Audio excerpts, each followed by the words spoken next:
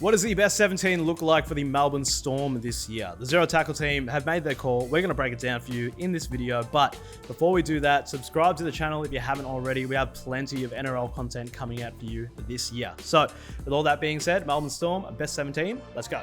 Before we get into it, don't forget zerotackle.com is the #1 independent destination for all your NRL news, player movement, and now games. Check out our latest game, NRL Streaker. Test out your footy stats knowledge, challenge your mates, and see if you can get your name on the leaderboard.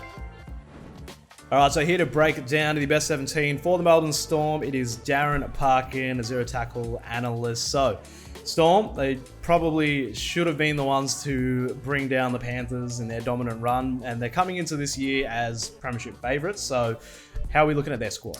Yeah, I think there's always that belief with Penrith that, surely not again, and with the age of the group. And Melbourne Storm were, powerful all year on top of the ladder to the entirety of the home and away season, beat the Panthers twice in the season, and then just got brought undone in the grand final when the Panthers executed perfectly and didn't quite go to plan for Melbourne on that occasion. But all of the pieces are there for them to challenge again. They had some injury issues throughout the course of the season, which did influence them a little bit. Obviously, Munster and even Jerome Hughes, who had a cracking season, still missed some football. They've had an incredible consistency, as we know, under Craig Bellamy, that round one record that gets them off to a flyer all the time. Signing Stefano Utoikamanu, bringing him across as well from the West Tigers is really important for them. And obviously that lays the platform for the fit again Ryan Papenhuyzen, who's shopped around a little bit in the off-season, but is still there. And then obviously Cam Munster, who we mentioned, and a couple of those others. So, all systems pretty good for the Storm. Yep, absolutely. So all systems pretty good. Let's take a look at their best 17 as rated by Zero Tackle. All right, so starting with the #1, obviously Ryan Papenhuyzen, pretty straightforward there. Yeah, explosive, match winner, quick. Obviously, he was shopping around, as we said, but I think he just wanted a few reassurances in regards to the future and the list, and probably didn't need much convincing in that space. So, he'll lead the charge from the back again. Yep, absolutely, as long as he can stay healthy. Yep. So let's move to the wingers. So we've named Xavier Coates and Will Warbrick. Again, pretty straightforward. Yeah, Will Warbrick and Coates, that's sticking with the tried and true. Warbrick been terrific in the last 2 years. He had a lot of injuries and now he's fit.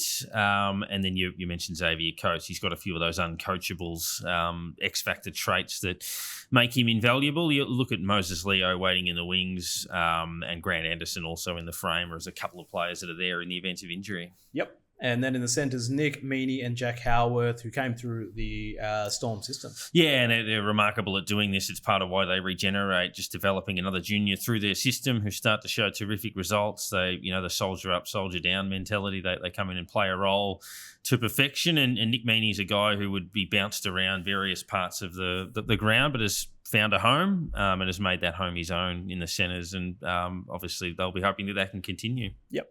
Absolutely. And then to finish it off, the two halves. So we have Cam Munster and Jerome Hughes, who both missed a fair bit of footy last year. Yeah, certainly not playing together a lot. Obviously, they often had Hughes and not Munster, or at times the other way around. But having them both together, that's a role certainly that they would love to have. Jonah Pezzet's going to be the interesting watch. Did an ACL.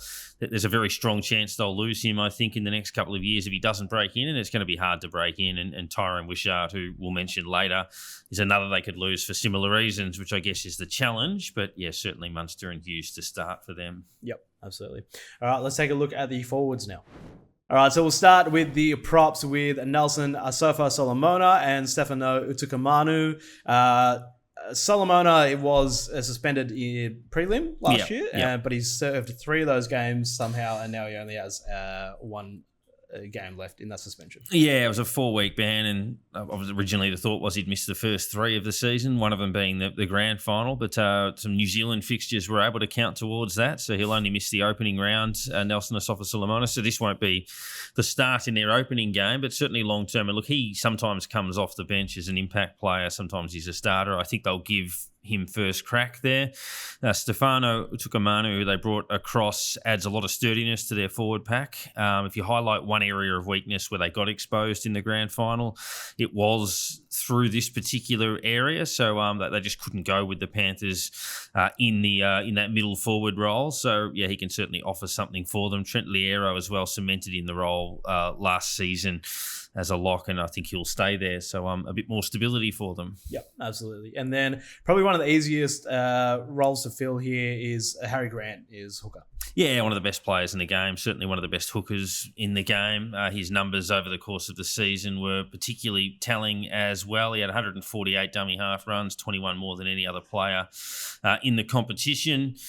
Certainly a weapon for them. Depth behind him is interesting. Tyron Wishart, who we mentioned, Bronson Garlick, another option probably within their broader squad of 30 that would be a chance if he was injured. Yep.